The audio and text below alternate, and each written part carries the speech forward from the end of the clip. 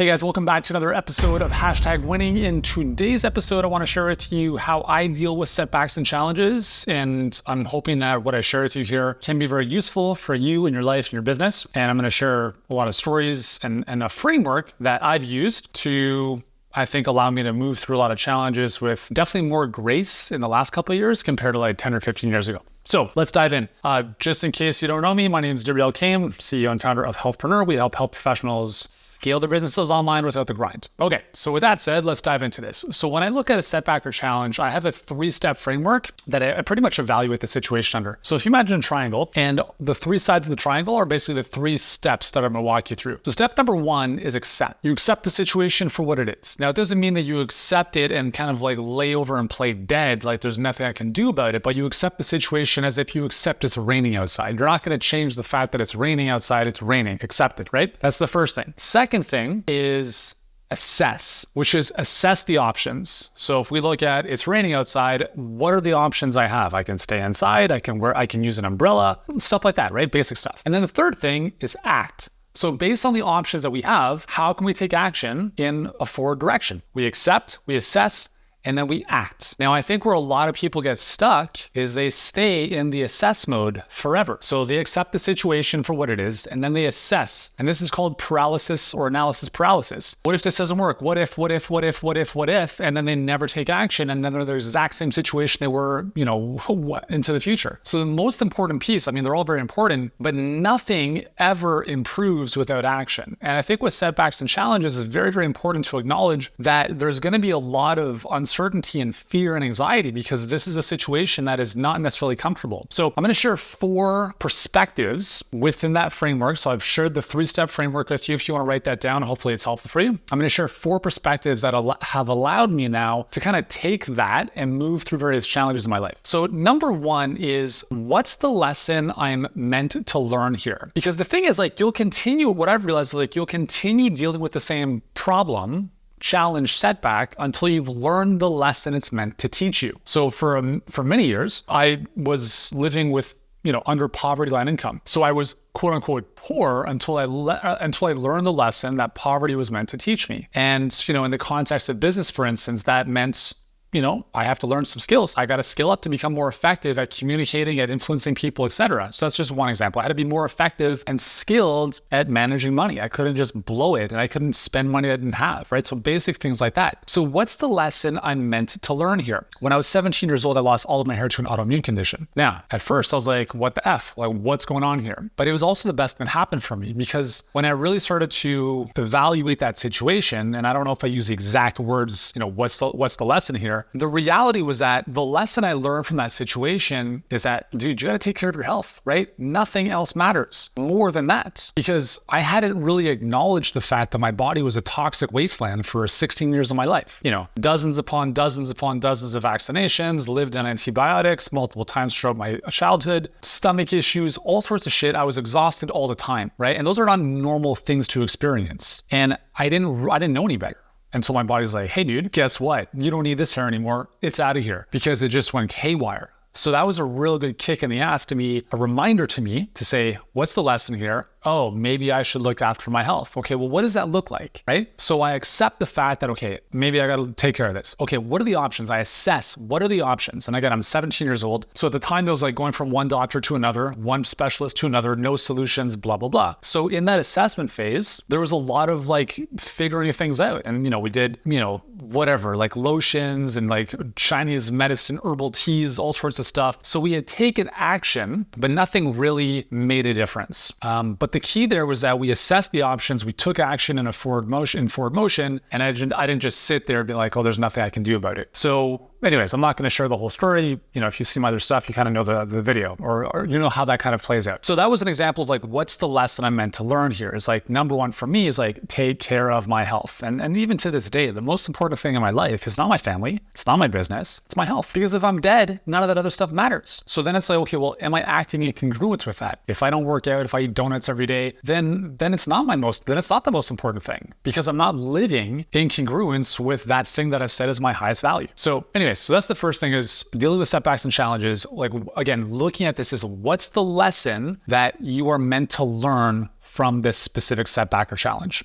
Okay, so think about it in your own life, in your own business. What is something that's coming up for you, or maybe that's come up over and over again that you're still dealing with? And ask yourself, what am I meant to learn here? Because as soon as you learn the lesson, you'll move on. It's like someone who's been in a relationship, like they've been in the same relationship several times. You know what I mean? Like they're in a relationship and there's a pattern in that relationship, and then they break up, and then the next person comes along and it's the same relationship, and then it's the same relationship again and the same relationship again. They haven't learned the lesson, which is why it keeps showing up over and over again.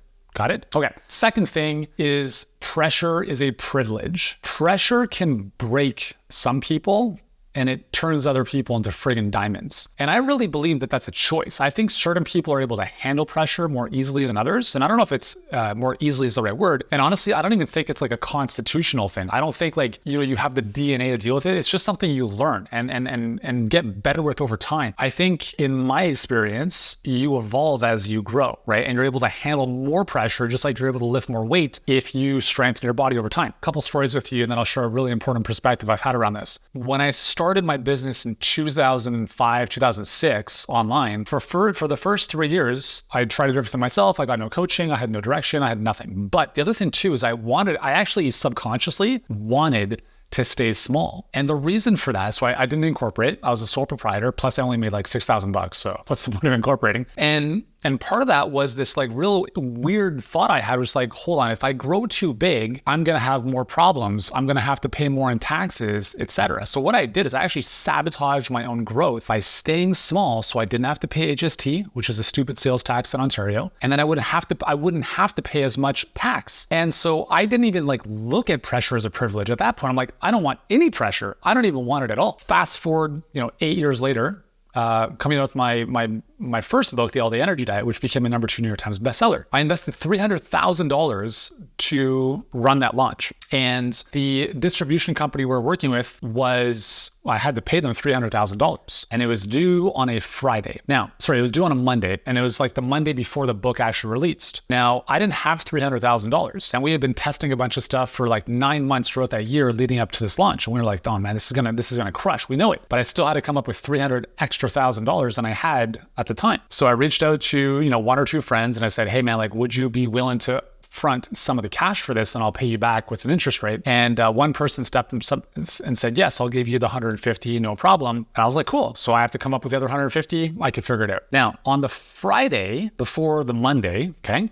I get an email from this guy saying, sorry, man, I can't do it. I'm like, sorry, what the fuck did you just say? So literally, I'm banking on this money coming in, and he pulls out the day I have to go to the bank, literally to wire the money. And I was livid. Like, talk about, I will destroy you if I see you in person, livid. Like, that was livid. So again, we accept the situation. I'm like, this sucks. This really, really sucks. And there was a moment of real rage. Okay. And then I quickly had to move out of that because now I had to get resourceful. So now I go into step 2, which is assess. What are my options? And my options were not good. My options were, okay, it's Friday. The banks are closed on the weekend. They need the money on Monday. I need to come up with $300,000 somehow. What are my options? And the options were not what I wanted. I literally had to call and email every single person I knew at the time, and ask them for money. Like, it was the most uncomfortable position I'd ever been in, to be honest. And it's probably still to this day, the most uncomfortable thing I've done. Some people obviously I had closer relationships with. Some people I haven't spoken to in months or maybe even years. And I'm out of the blue, be like, hey man, really sorry to do this.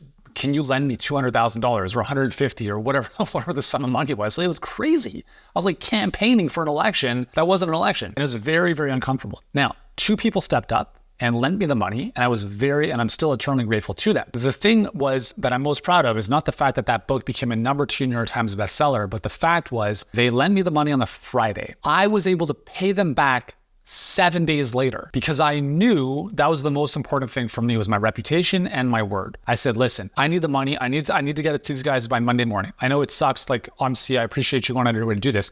I promise you I'll pay you back on Friday of next week. And I made that happen because, we had tested a bunch of stuff. We knew that the launch we had planned out was going to work based on a lot of testing we had done. And I felt confident in saying that. So the most important thing for me was I was able to pay them back. So thinking about pressure, talk about pressure. Pressure in that moment was very, very uncomfortable, but it was also a privilege because it allowed me to grow tremendously. I mean, if you're not getting uncomfortable, you're not growing. And to be honest, I don't think I would have hit #2 New York Times number 2 on the New York Times list, had I not been able to withstand that pressure, and not just the pressure of the 300 grand, but the pressure of committing to something for an entire year, to doing it big, to getting everyone involved and really making this happen. And that's why I look at like pressure as a privilege. Another example was 2020. I literally had flown back from Australia with my family. We were over there for 3.5 months-ish. And we basically on the last flight out of Australia back to Canada before the pandemic, obviously shut everything down. And I get home, and because I'm still jet lagged and obviously everything's about to be shut down, I literally pivoted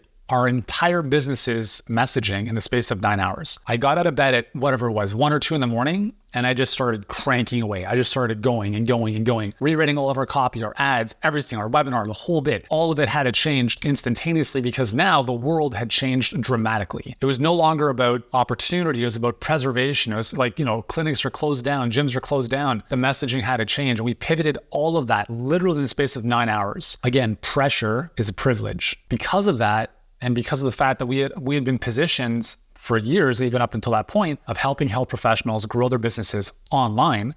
So now they were coming to us saying like, hey, I've been thinking about doing this, but now I have to. And we tripled our business. And that probably would not have happened had we taken so much time or buckled under the, oh my God, the world's coming to an end fucking zeitgeist, which is ridiculous to begin with. Nonetheless, I said, who cares? We do what we can. We control, we have control over, and we take action.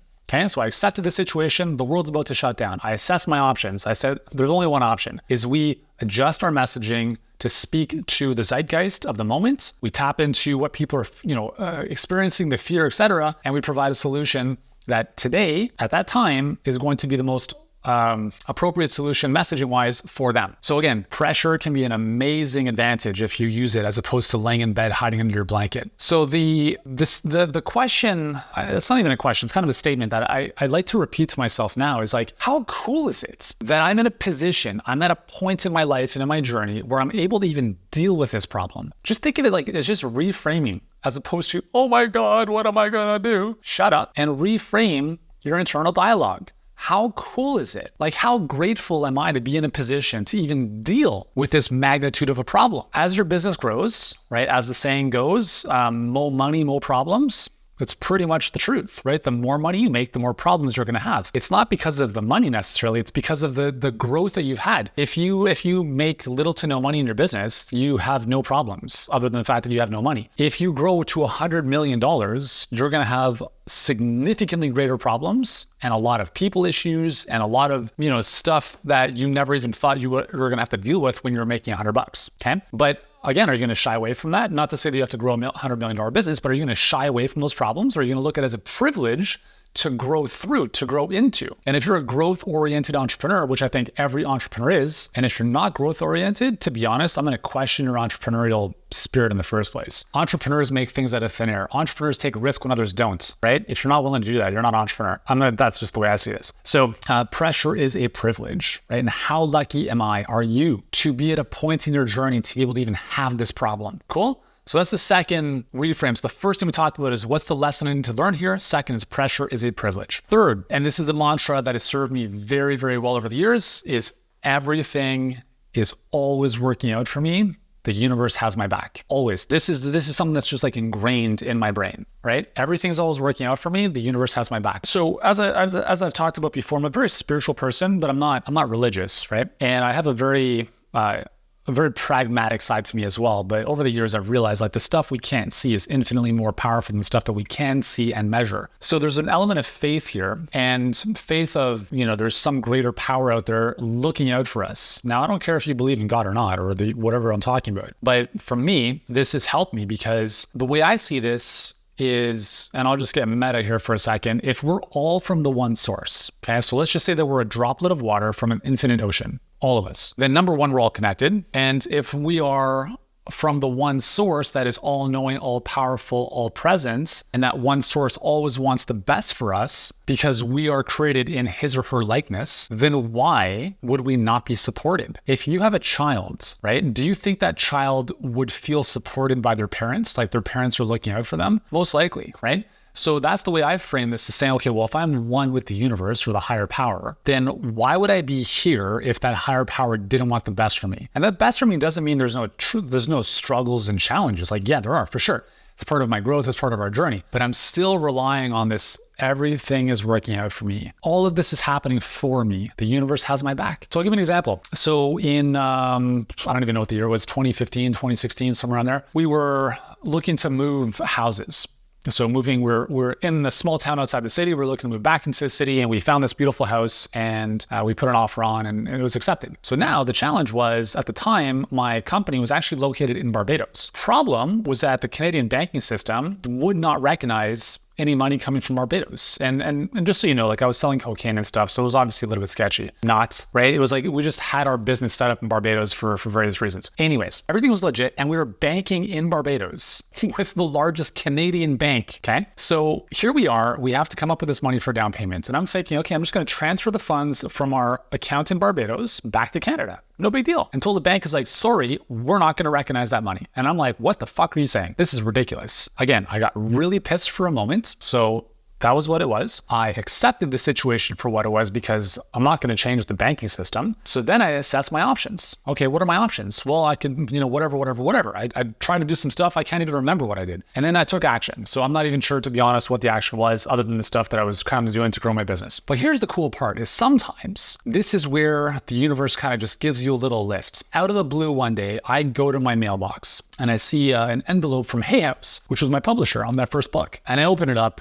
and it's $100,000 in change. I'm like, what the F? Literally out of the blue, unexpected, I get $100,000 in change in my mailbox. And I'm like, what? This is just so incredible. And this is an example of how everything is always working out for me. And if you believe the same for you, you just look for opportunities like this, right? You just look for these reinforcing stories and experiences to be like, man, yeah, totally. Like if the universe wasn't looking out for me, I would have been left hung to dry, maybe, right? But I think when you believe this, what happens is you start manifesting those types of experiences to support that belief. So let's say you have a belief that everyone's always out to get you and everything's always happening to you and you're a victim to life. Do you think that you're going to have experiences that will reflect that? You better believe it, because your life is a mirror of what you're projecting, okay? Like the life you're living is the movie screen and you're projecting onto that movie screen. So if you have a belief of everything's working out for me, the universe always has my back, I'm supported at all times, and everything's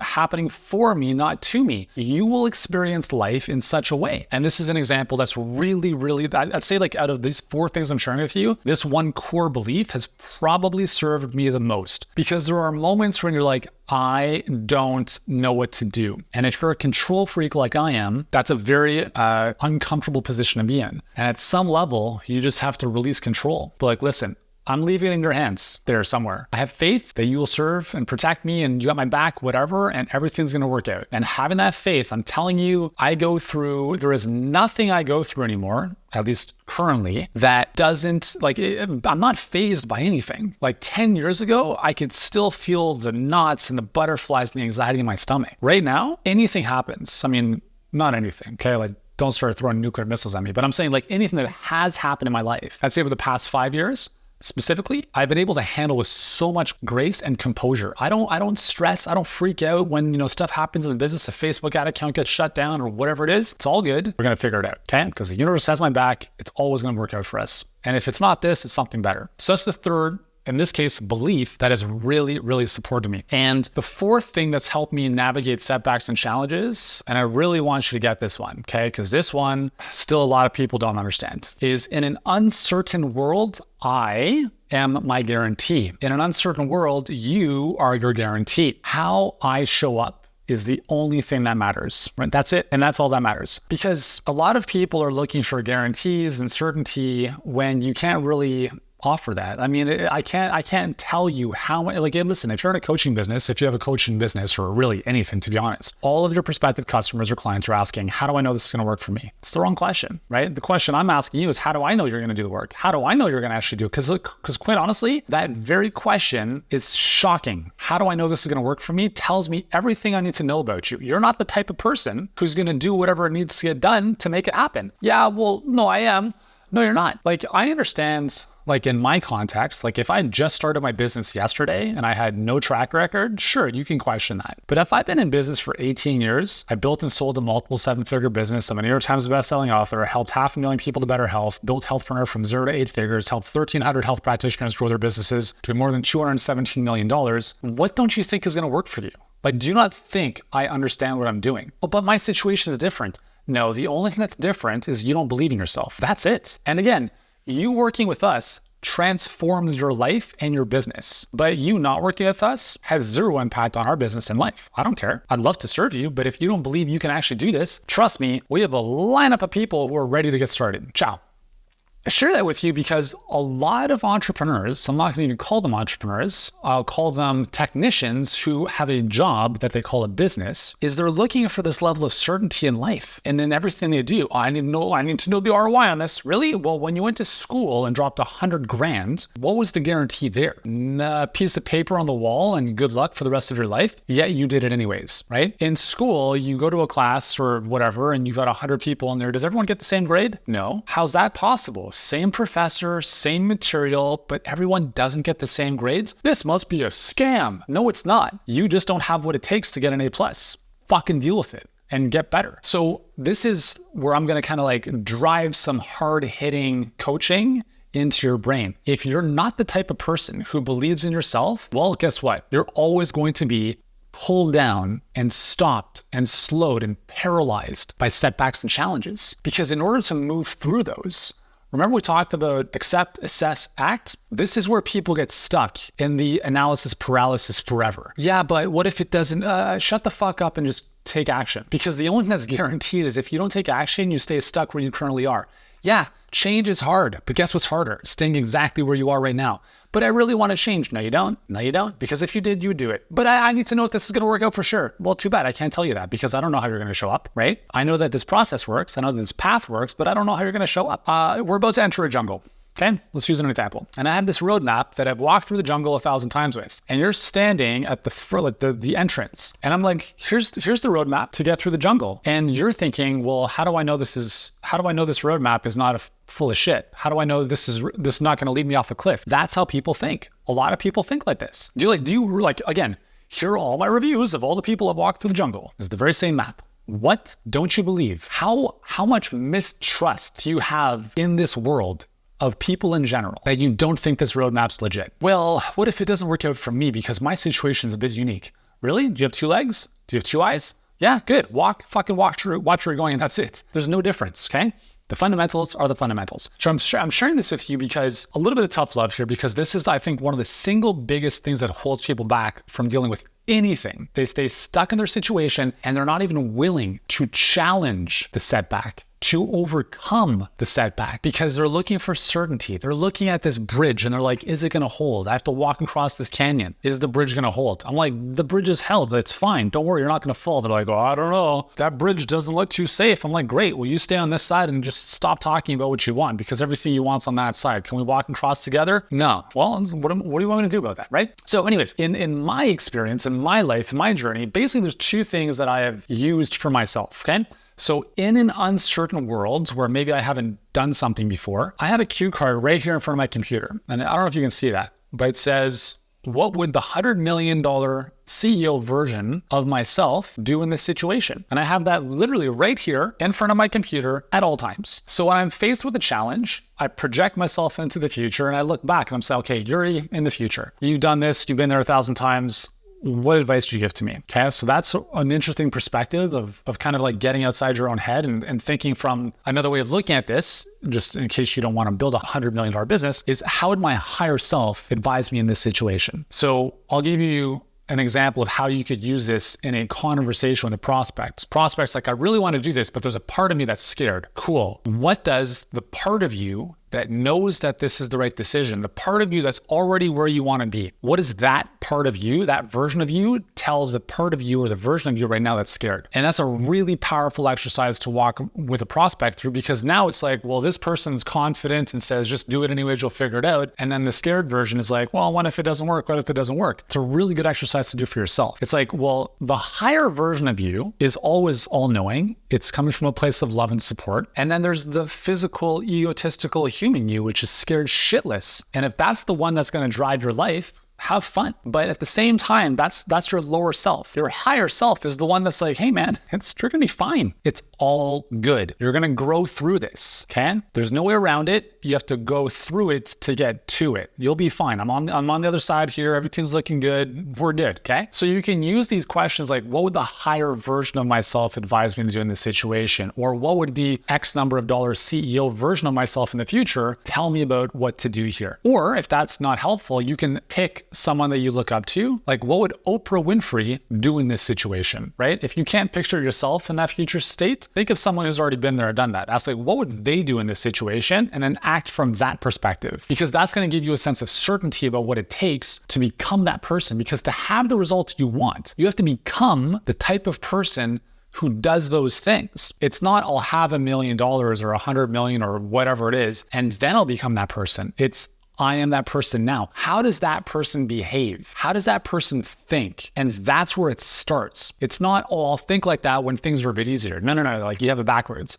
You think like that, and then it becomes easier, because that's where you are to start. You see, like, everyone's looking for these amazing outcomes, but they're fundamentally the same person who's dealing with the challenges. You can't change without change. If you want different results, you have to take different actions. If you want different actions, you have to change the way you think, because how you think predicates what you take action on or not. So if you want to get better outcomes, you have to start here. And so this is why I'm sharing this with you, because you have to change the way you're processing decisions. Like, I think a lot of people have this really fucked up decision-making process, which is based in what if this doesn't work out? Like, that's their whole vernacular is what if it doesn't work? What if it doesn't work? Just failure talk. It's loser talk. This is hashtag winning. We don't talk like that. That's what losers say to themselves. Winners ask themselves, well, what if I don't do this? And I will make this work, right? And if I want to be there, then I have to start acting differently and thinking differently now. And that's what winners think like. So anyways, so these are the 4 lessons I want to share with you, kind of like 4 ways I've dealt with setbacks and challenges. So just to recap in reverse order is number 1 is in an uncertain world, you are your guarantee. Number 2, everything is always working out for me. The universe has my back. Number 3 is pressure is a privilege. Number 4 is what's the lesson I'm meant to learn here? Okay, so those are the 4 things that have really served me. And again, that framework is in assessing all these different situations is accept the situation, assess the options, and take action. You cannot improve your situation by overthinking things. That will fuck you up more than anything else. Cool? So let me know in the comments below which one of these things most resonates with you. What's the one takeaway from today that you can apply into your life and improve it in some way, shape, or form? Let me know in the comments below. Thank you for hanging out with me, and I'll see you in the next episode.